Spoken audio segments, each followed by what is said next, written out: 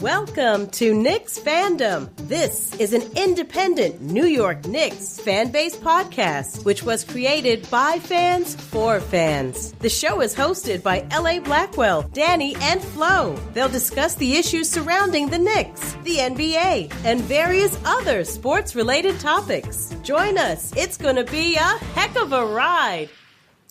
I'm Slim Shady. Yes, I'm the real Shady. All y'all Slim Shady are just imitating, so won't the real Slim Shady please stand up? Please stand up.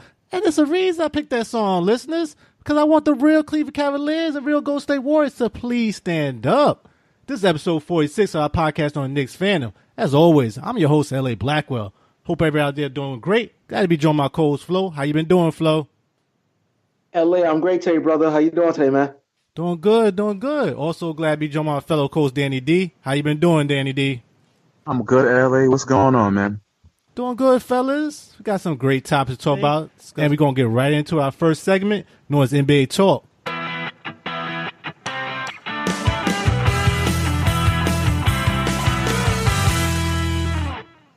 As I stated at the top of the show, fellas, we want the real Cleveland Cavaliers and Golden State Warriors to stand up. Cavaliers stood up strong last night, fellas. They presently down 2-1 to the Boston Celtics. Cavs won an impressive must-win game, 116-86, and they came out in the first quarter with a lead of 32-13. By halftime, it was up 61-38, guys, and this game was essentially over. But looking at that, we going forward to a pivotal Game 4. What are your guys' thoughts about this series and Game 3, more importantly, thus far? Starting with you, Flo. LA, the Cavaliers woke up and they had all the energy from opening tip.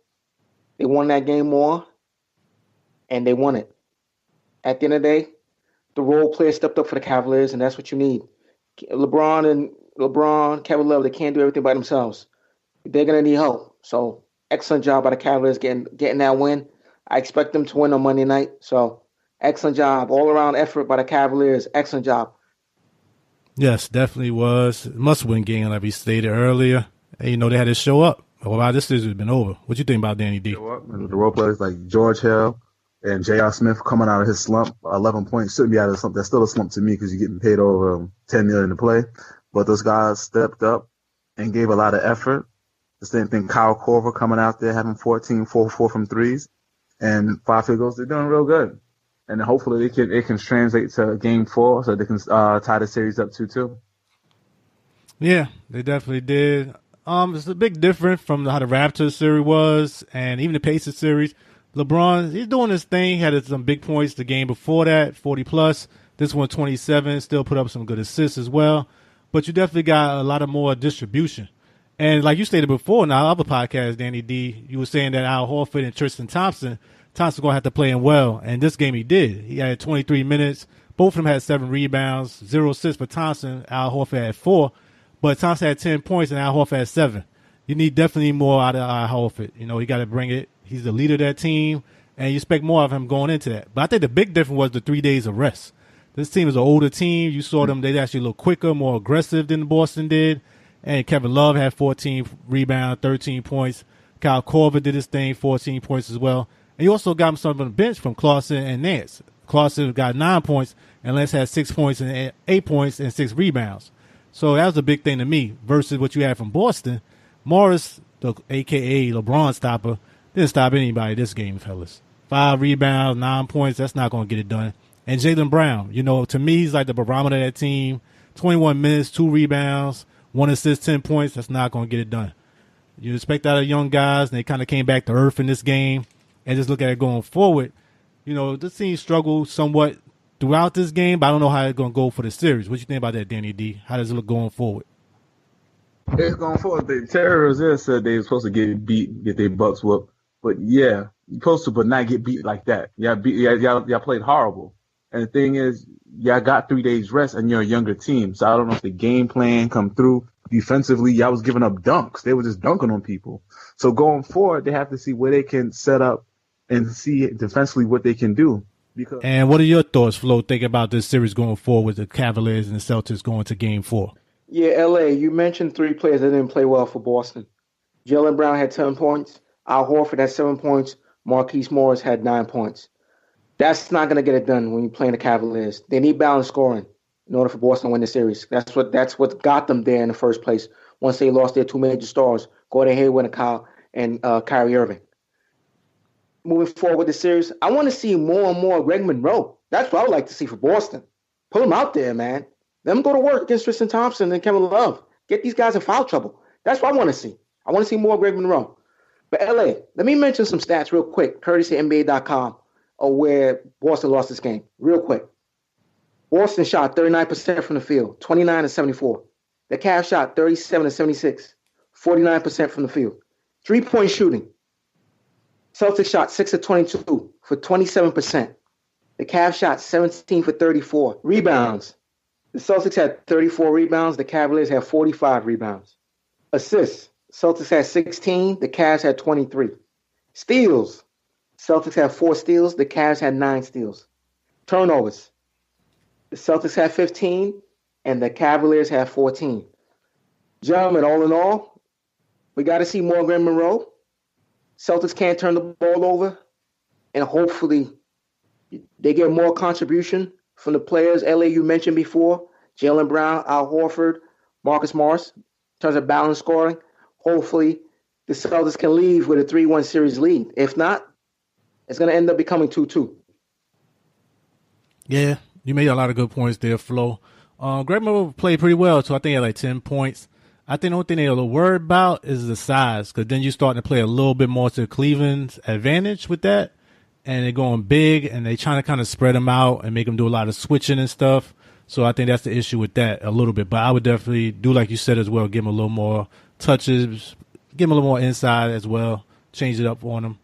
But it looks good for Celtics fans thus far. I'm just going to throw a statistic out there for y'all guys right now. Teams that go up 2-0 in the series, as Boston did, are now 281-19. And the Celtics are 37-0 all-time in series, which they took a 2-0 lead. But they wasn't facing LeBron James, which is probably the best player of this generation. And that's going to make Game 4 very pivotal in my eyes.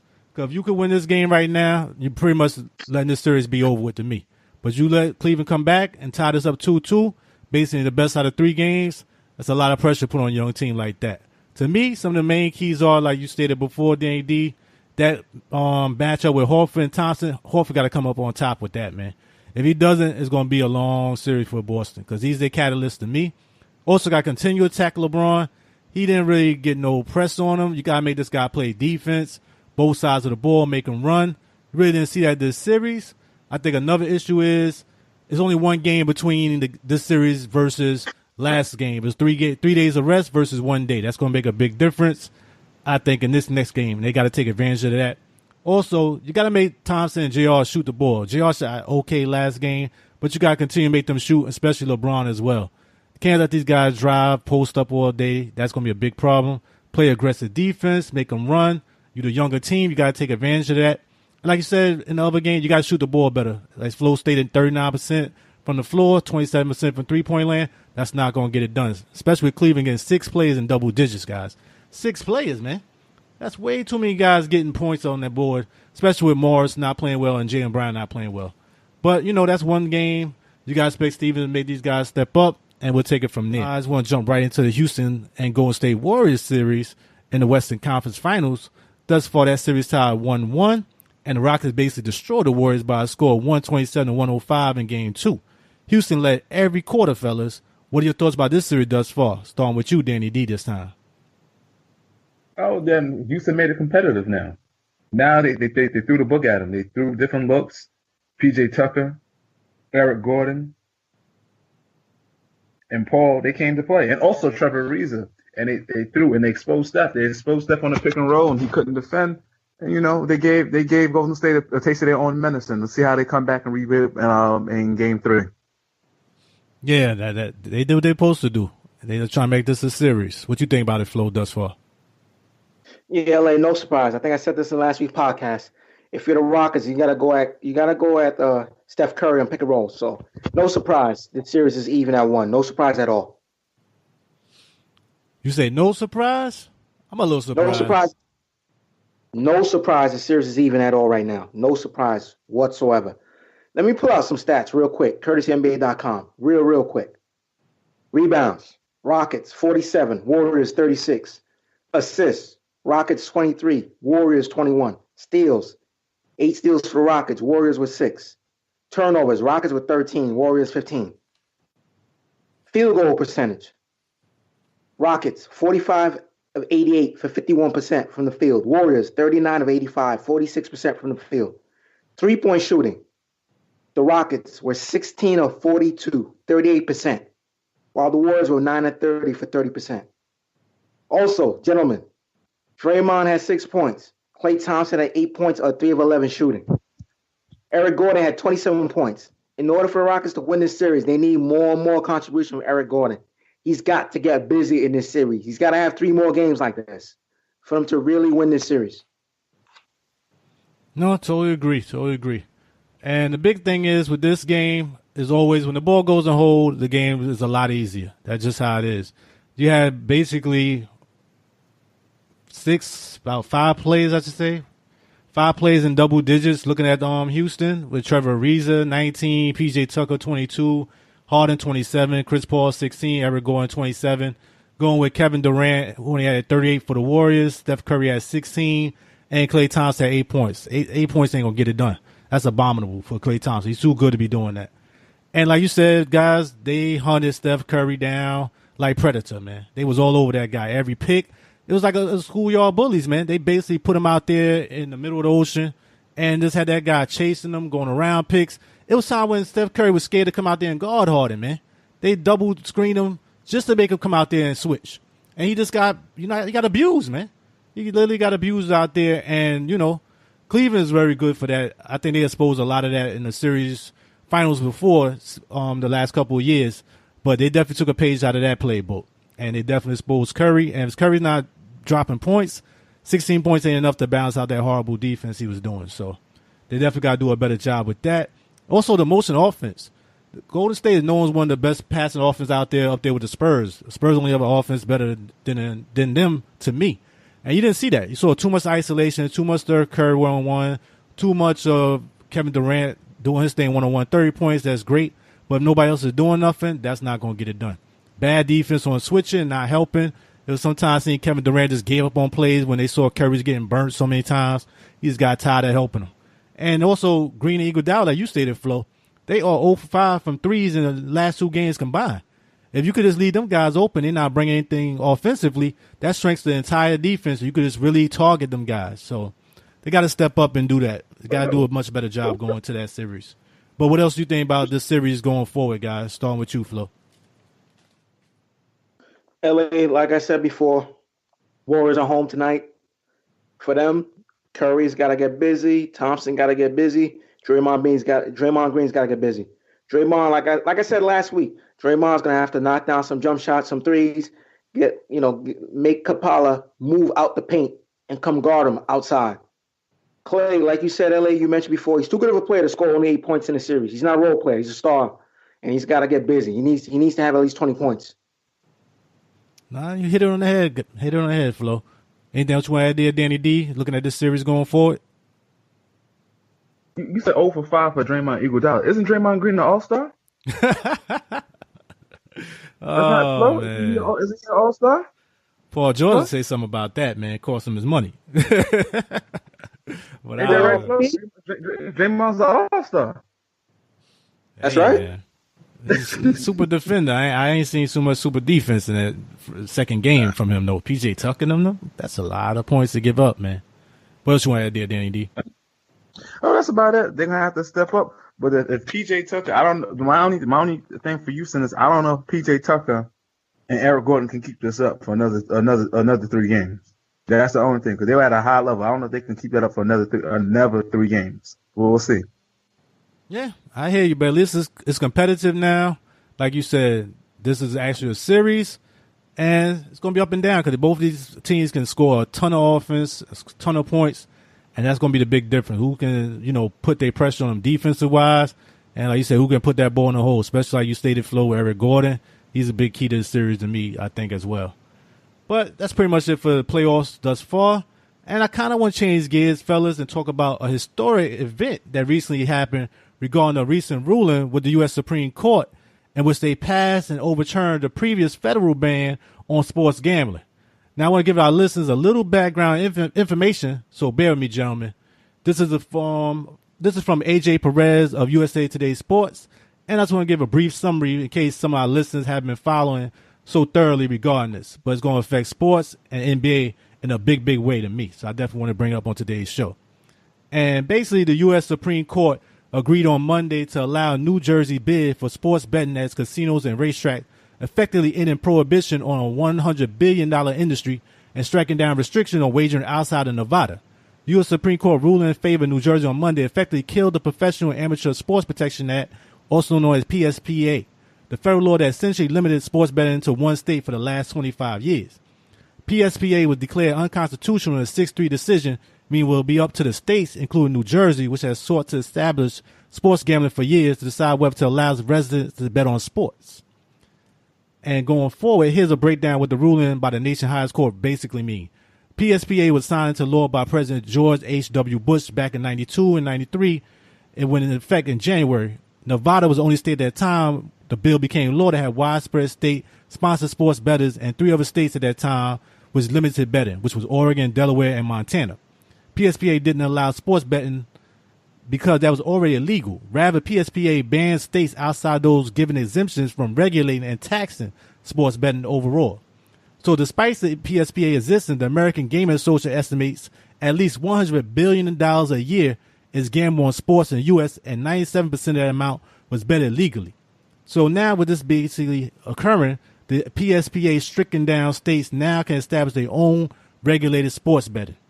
So to make a long story short, fellas, this is going to change the whole dynamics basically of sports as a whole, and particularly NBA.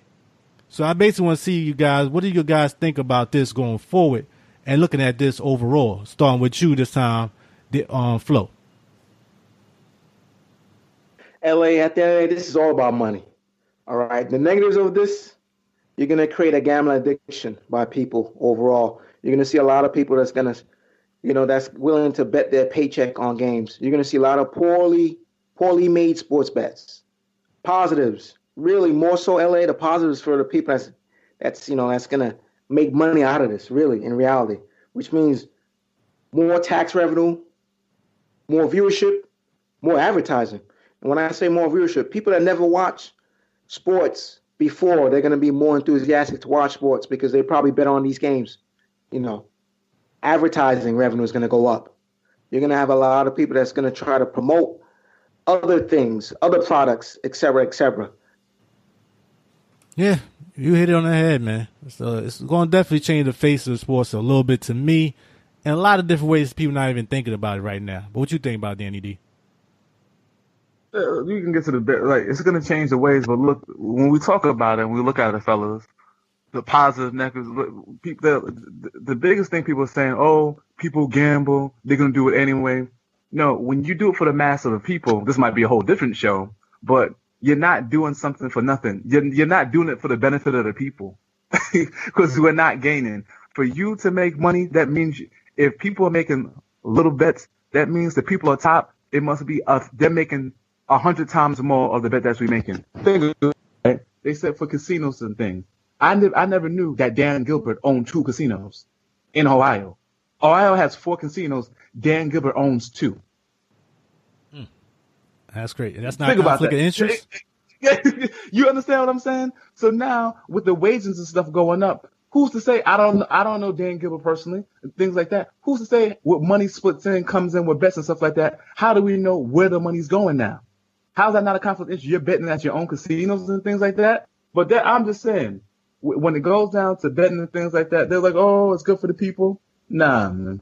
Mark Cuban just said, if you own one of the 4 top professional teams in sports, you just tripled your money or doubled your money right off the bat because of this ruling. And we'll see what happens. Yeah, I think it's definitely something you need to touch upon. And you basically hit it on the head, Danny D, as well. It's going to be those who least can afford it. It's going to be penalized most by this. Because the billionaires and the millionaire owners, they're already protected. They're not going to be hit by this. They're just going to make more money. The top players are going to be fine because they already got their money. It's those players that's kind of like on the cusp of making NBA, maybe not that great. Those things you got to worry about, those blue chip type incidents Also, got a lot of people watching the game. You gotta remember now, people don't realize when you make things legal, it makes people feel like things are okay. You also have different things going on, even with the fans. You get a lot of rowdy fan when you add alcohol to it. Now you have alcohol, you have to have people betting. People not even going to be paying attention to the game sometimes. Like even football, I saw a statistic that showed, we talked about it off the air, Danny D. And it was like 40% of people that bet don't even really watch the game. 23% of people that bet on the game don't really watch it. But that says a lot. And you don't want a lot of young teenagers, a lot of kids coming out of college. I call them kids, but young adults. These people I know a lot of times I was back in college, people got really messed up on sports betting. To the point some people had to leave school. So imagine now with the internet as strong as it is and as easy as you can make a bet just with credit cards and everything of that nature, you really mess with Pandora's box to me. It could be a very dangerous thing. Even some of the bets I see, they trying to do some very weird bets. Check out this bet I saw, guys. One bet they had was like trying to see who would get the first foul in the game. How easy that to be manipulated. You got to worry about things like that. They had to try to ban those type of bets. But then they had another bet. They're saying they're going to limit the amount of these bets. Let's say $100, basically betting on who's the next person that's going to score the next basket. I mean, those type of bets could be manipulated very easily, depending on who the coach is, what the players call. And if you know that, you can let other people know. But they're saying, okay, it's going to be limited to $100 per bet. But if I got 50 people in on the bet, that could be a big difference, man. It's like the DraftKings, the Fantasy League. Now these Fantasy Leagues really going to be a real Fantasy League because people are really putting some real bets now. Because people think they know more about sports than they do. Look how many times we make a assumption on who win and lose. Thank goodness we ain't bet. We done lost a ton of money sometimes. But when you have a limited amount of information, you don't see inside the locker room and things of that nature. You don't see the injury reports, which is going to make a lot more transparent going forward. But all these things can make the game go a different direction you really don't want it to go to me. But like you stated, Andy, the big thing is going to be the NBA wants that 1% sports integrity fee. They want this extra money to go into the cap, which also will affect the players because they get 50% of that. And that's the big thing. They want this cap to continue to go up. This previous year didn't go up that much. Next year, only $7 million. So they can make this thing jump exponentially. They're going to do it. But it's something you really got to watch, and you really have to be very careful, especially with the Tim Donahue thing we talked about before on previous episodes. This thing could go a lot of different ways, guys. But anything else you want to talk about that regarding this? Yes, LA. Go ahead, Flo. You mentioned Tim Donahue. That's the guy I wanted to mention. That's the guy I really want to talk about real quick. This guy did 15 months in prison for betting on NBA games. If that's the case, that the Supreme Court decision ruled on this, then you know what? They should waive his jail time, and he should get his job back with the NBA. I definitely wouldn't agree with that. But like you said, when you basically saying it's okay on some level, you open a lot of Pandora box, like I said, man. What do you think about that, Danny? Give him his job back. Go ahead, Flo. Give him his job back. We're doing this. Give him his job back. But you're going against the actual sport then when you do that, because he's doing it one favor of the team. Even if you're doing a bet, that's not a fair bet from an official.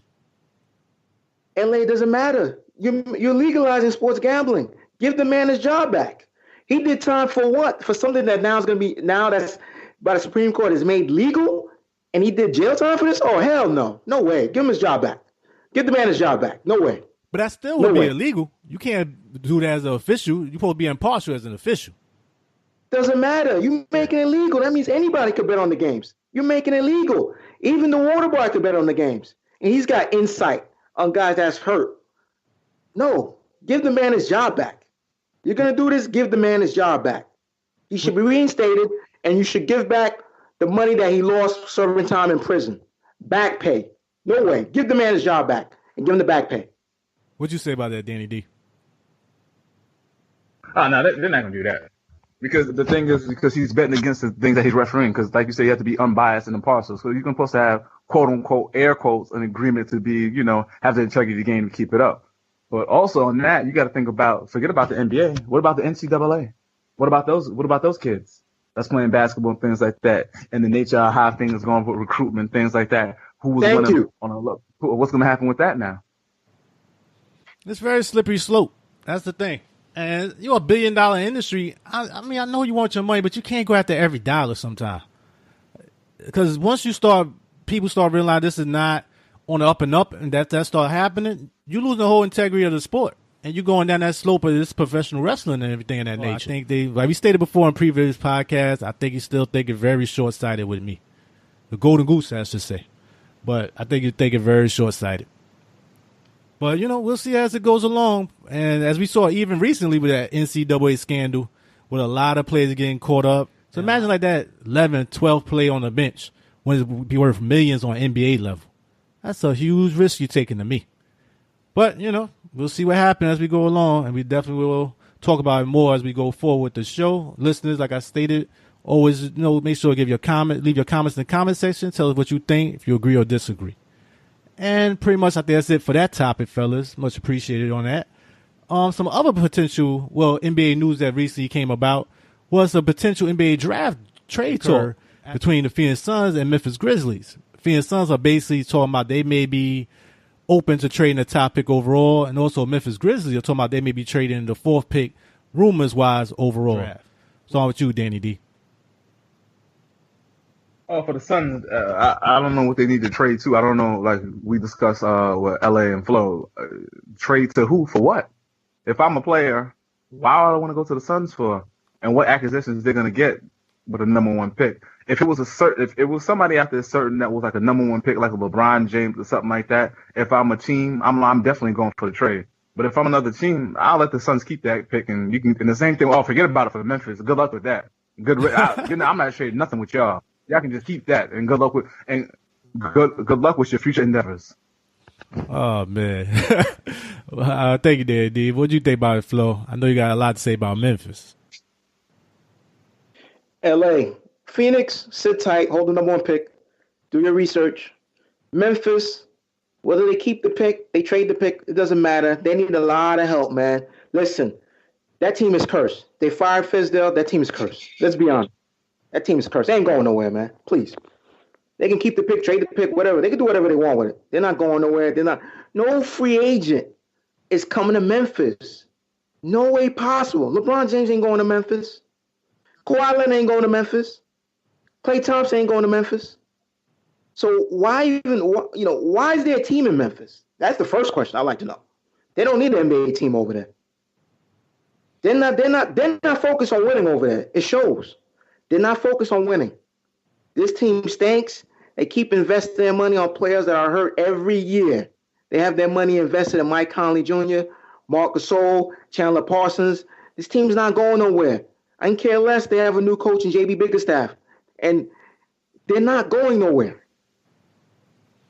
I hear you. Can't disagree. I would definitely sit tight with the top pick if I'm Phoenix. That just show you there's no clear-cut number 1 in this draft. Because if that's the case, you're not even trading it or even thinking about trading it. And also, same thing you say with Memphis, guys.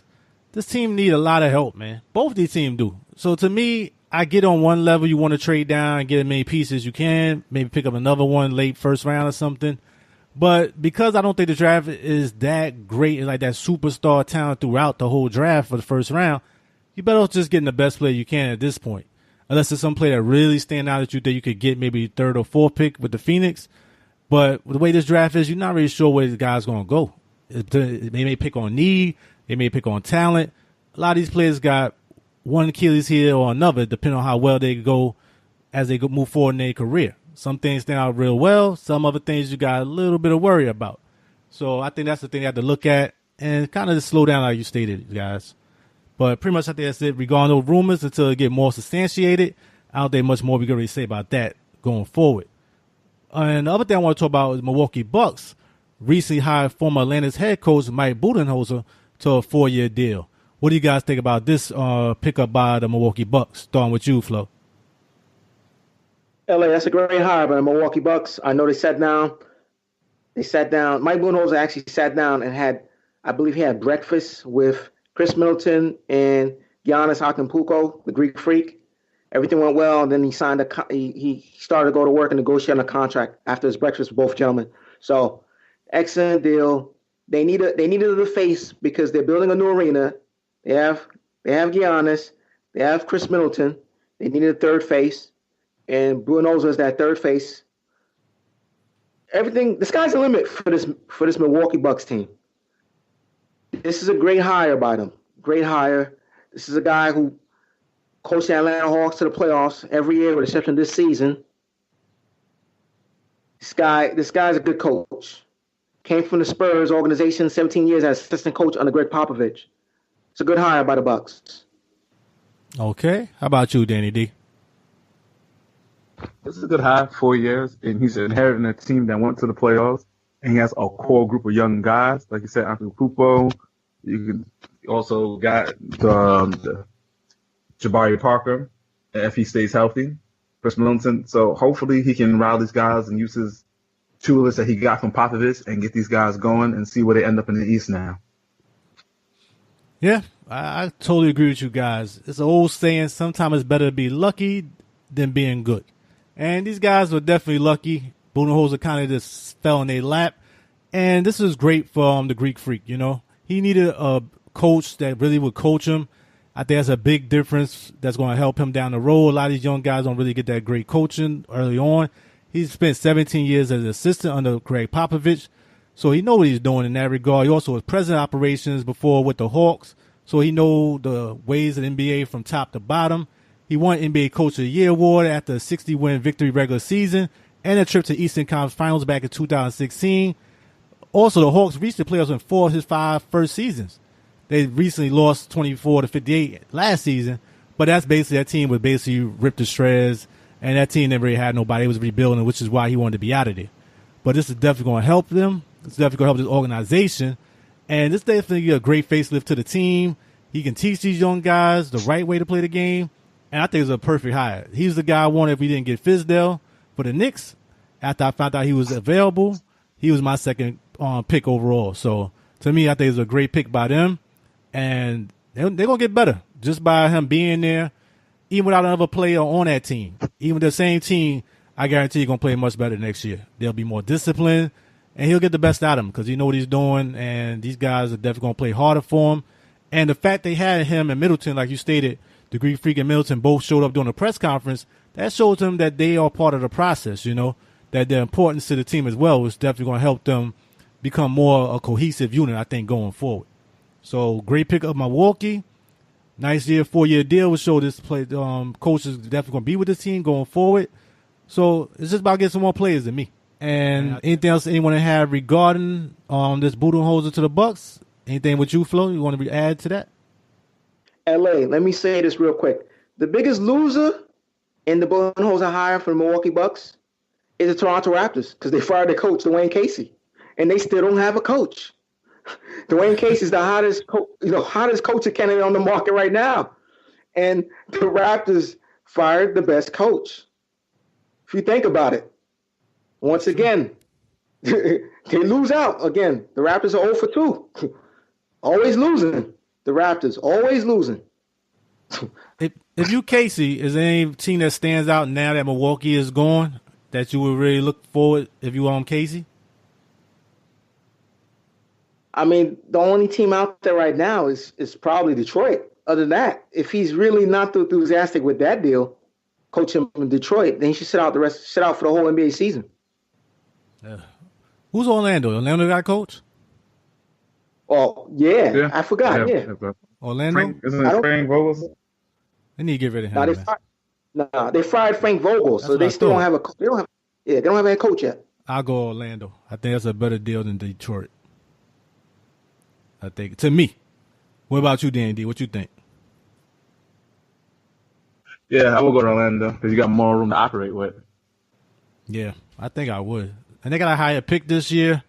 I'd rather go there, especially with cap-wise. We talked, a lot in excess about Detroit last podcast. Make sure to listen to that. We will talk about Blake Griffin and everything of that nature. But with that salary cap space being jacked up for the next 2 years, I'd rather go Orlando. They actually got some young players. And they got a top pick in the lottery this year. I'd definitely rather go there. Anything you have with that, Flo? Nah, I just want to say you guys are right. Yeah, I think Orlando's the better coaching job than Detroit right now. Orlando's the better coaching job. Okay. And y'all listening could let us know what you think as well. And that leads into our next segment. Thank you, guys. That's it for NBA Talk. And I just want to jump right into our segment for Knicks fans.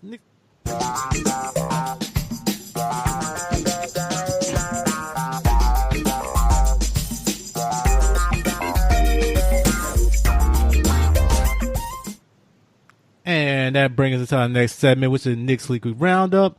And the NBA Draft Lottery recently took place and has now been confirmed that the New York Knicks will select ninth, barring any trades. The NBA Draft will take place on Thursday, June 21st, 2018. Guys, what are your thoughts regarding the recently established NBA Draft order, and particularly the New York Knicks? Starting with you, Flo. LA, no surprise at all. I said in last week's podcast, I wanted the Knicks to get the second pick because they're more deserving. That didn't happen. Unfortunately, won too many games early in the season. Porzingis got hurt. That's when he started losing. So we're stuck with the ninth pick. No wrong with that. This draft is 10 deep.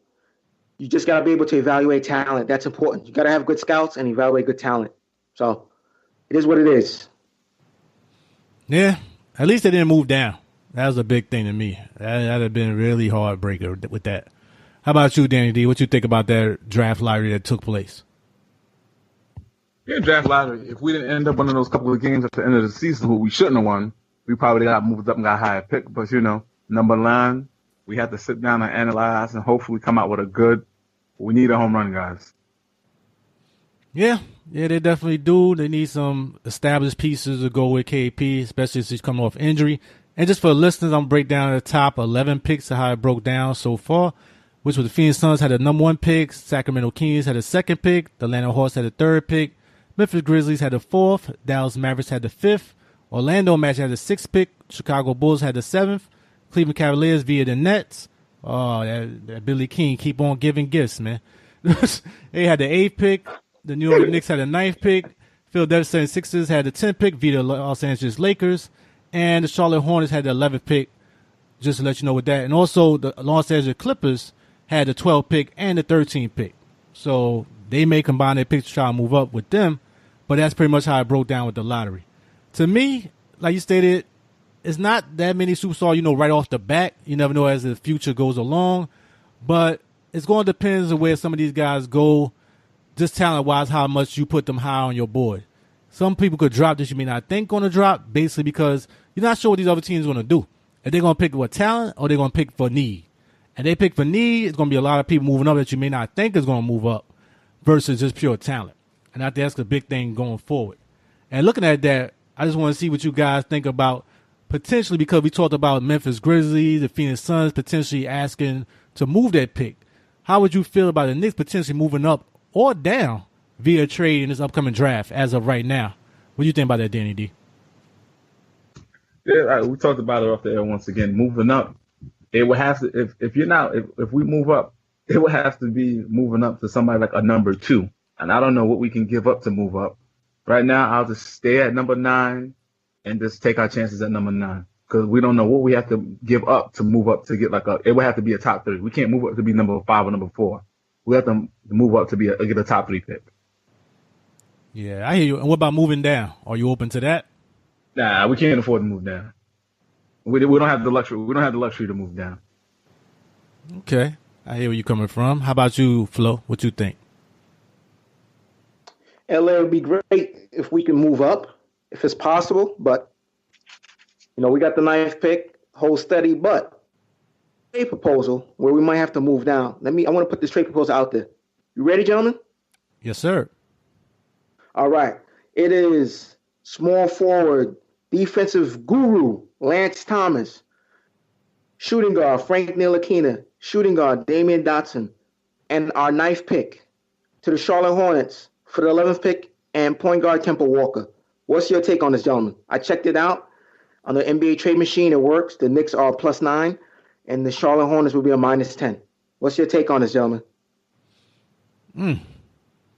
I see why it's +9. You said +9 with the Knicks and -10 with the Hornets? Yep. Yeah, I definitely see why. That's a good move for the Knicks if they can make that happen. I don't see why the Hornets want to do that, though. Yeah, that's what I said. I don't think Mike's going to allow that, man. Because he said if he traded Kemba, he said he want all-star for all-star. Yeah, I wouldn't do that if I'm the Hornets. If I'm the Knicks, he's not even making that a lot of money yet. I got like another, year or 2 on his contract.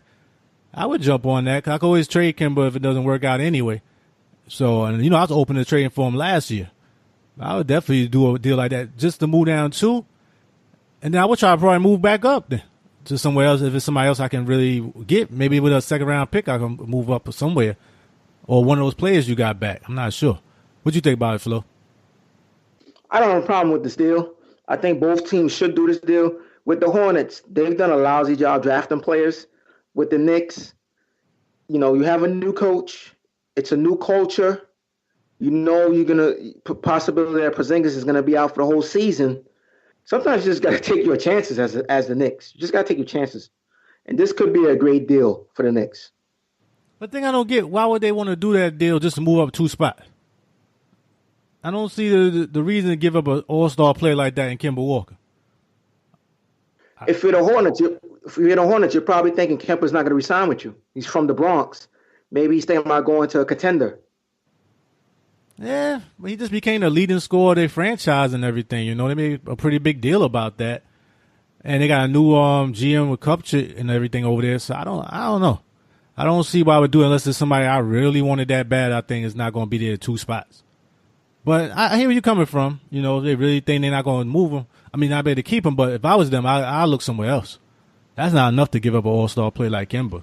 He can make a big difference to another team. So, I don't know. I definitely wouldn't do that one. And that's pretty much it for the NBA Draft Lottery Talk. And the Knicks. I just want to talk about one other thing regarding the Knicks. Last week, we spoke about Stephen Bondy of the New York Daily News reporting that Nick Van Exel was set to join the Knicks head coach David Fizdale as part of his coaching staff. But not so fast. Van Exel recently reported via Twitter, and I quote, "Nah." What are your thoughts, guys, about this recent development? Starting with you, Flo. LA, I think I said this to you in the text message. That's a dumb move by Van Exel. Real dumb move.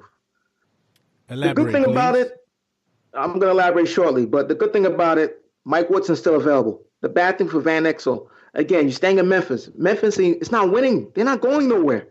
If I am a potential owner and I'm looking at rating a potential assistant coach, why would I contact Nick Van Exel where he's coaching in a losing organization? Why? They haven't won anything. I'd rather raid from the San Antonio Spurs. I'd rather raid from the Golden State Warriors. I'd rather raid from the Cleveland Cavaliers organization or the Houston Rockets. Why would I contact anybody from the Memphis Grizzlies organization for interviewing their head coach? Any assistant coaches for a head coaching position? No way. That's a dumb move by Van Exel. Dumb move. And he's going to regret that. Time will tell. Thank you, dear Flo. What you think about Danny D? That's true. I don't know what the intentions are, what he said about he could be joking, this and that, but I agree with Flo with that. If you're looking at the pedigree and resume, you're absolutely right. You got to put the resume out there. Like, oh, we went to the Knicks. Okay. Highlight Madison Square Garden, assistant coach. You play development. Man, you're doing good, Van Exel. As opposed to Memphis, barbecue. Okay. I hate that he did, Flo. I agree. Only thing I could think, the main 2 things is, one, he must really like Memphis, the organization just being out there. Maybe he doesn't want to make that move for family reasons. I'm not sure. And the other thing is he might think it's easier chance to move up because Fizdale is pretty much going to be locked in here for the next couple of years. So they're going to give him all the chances in the world to make it happen with the Knicks. So maybe he really feel like he don't want to wait behind that because he will not be the next person behind David Fizdale. That's not going to happen. Versus in Memphis, maybe think he might got a chance of that if the next coach doesn't do well, or maybe they might throw it his way. I don't know.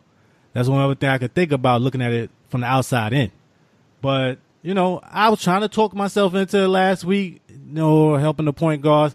But I really rather, like I stated, have David Woodson versus Van Exel to me anyway. And that's the pick between one of them. If we get Woodson or we get Van Exel, I'd much rather have Woodson than Van Exel. So I'm fine with that as long as we get Woodson. Or like I stated before, I want a more established head coaching prospect to help out the bench, especially if Fizdale may not be on the bench or anything of that nature that really help him out. And, regards to the players in the background, I think that's much more bigger thing you need for the Knicks versus Van Exel. I think you could get another player-type coach to really relate to the players easier than a head coaching candidate or somebody that's been through the wars like a Woodson can bring. Plus, he know New York, and I think that would help them out immensely to me. So, hopefully Mike Woodson is available, like you stated, Flo. So hopefully they got him on speed dial. That's what I'm hoping right now. But anything else y'all want to add regarding the Neekly Weeks Roundup? Yes, LA. Go ahead, Flo. I got it, LA. You know why Nick Van Exel stayed? I got it. I know the reason why he stayed. He enjoys losing. Well, you gonna get more. I can't say nothing. The Knicks been losing too, man. Yeah, but LA, the Knicks got a better chance of succeeding than the Memphis Grizzlies does. There's hope for the Knicks. There's definitely real hope. Got a coaching staff. You're building a coaching staff. You have a head coach. You got a GM. You got a president of basketball operations and your head coach working together. Synergy. You got a player that's right now that's rehabbing, possibly out for the whole year. You got an owner that's willing to spend big bucks. You got your draft picks in place. You got the 9th pick. You also got the Chicago Bulls 2nd round pick, which is number 37. You have your picks, all your 1st round picks for the next couple of years. There's potential for the Knicks to get better. There's nothing for Memphis. There's nothing. No hope. They're great at losing. That's what they do best over there. Nothing. Nothing for me to get excited about playing in Memphis. No way whatsoever. You really think LeBron James is rushing to come out of free agency? Yeah, you know what? You know what, man? I want to play for Memphis. Come on, man. Seriously. You think Kawhi Leonard wants to play in Memphis? Klay Thompson. I hear you. Come on. Let's be honest. Let's be honest, man. All these stars, there's a better chance that all of these players playing for the Brooklyn Nets than they'll play for the Memphis Grizzlies. At least with the Nets, there's an organization that's committed to player development. They have something in place. They're not there yet, but the potential is going up for the Brooklyn Nets. There's nothing for Memphis. Nothing. Nothing. Losers. That's what they do best over there, man. They just lose. They find ways to lose every day. Losers. Memphis Grizzly fans, please send your emails to Flo at Knicksfandom.com. And listen, I challenge the Memphis Grizzly fans to email us, call us, send us an email. Prove that I'm wrong. And you know I'm right on this one. You definitely know I'm right on this one. No, I can't disagree. That's why they're in the lottery. Knicks in the lottery as well. But like you stated, there's not much to look forward to with the Memphis Grizzlies right now. It's an older team, a lot of injury issues, and like you said, their coaching status is even up in the air again.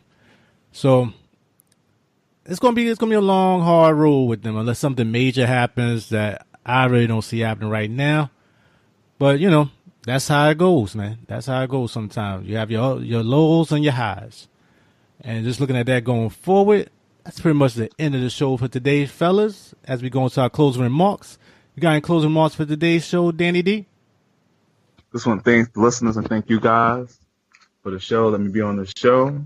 Thank the listeners and keep on subscribing, keep on spreading the news, and keep on showing love. Much appreciated. Thank you there, Danny D. How about you, Flo? You got any closing remarks for today's listeners?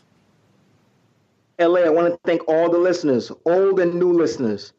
Gentlemen, I want to thank you guys for allowing me part of this great show, the number one independent basketball podcast in the world, Knicksfandom. We're all over the place. Spreaker, iTunes, we're all over. Please give a positive review. Thank you so much. Appreciate it. Thank you, Flo. Much appreciated as well. As always, thanks again, fellas, for your great contributions. Another great show. Couldn't do without you guys. Listeners, please subscribe to the show on YouTube and Apple iTunes. Also, leave a positive review. It definitely helps our show to grow. And lastly, please tell a friend about the show. And most importantly, keep tuning in. We got a lot to talk about going forward. See ya.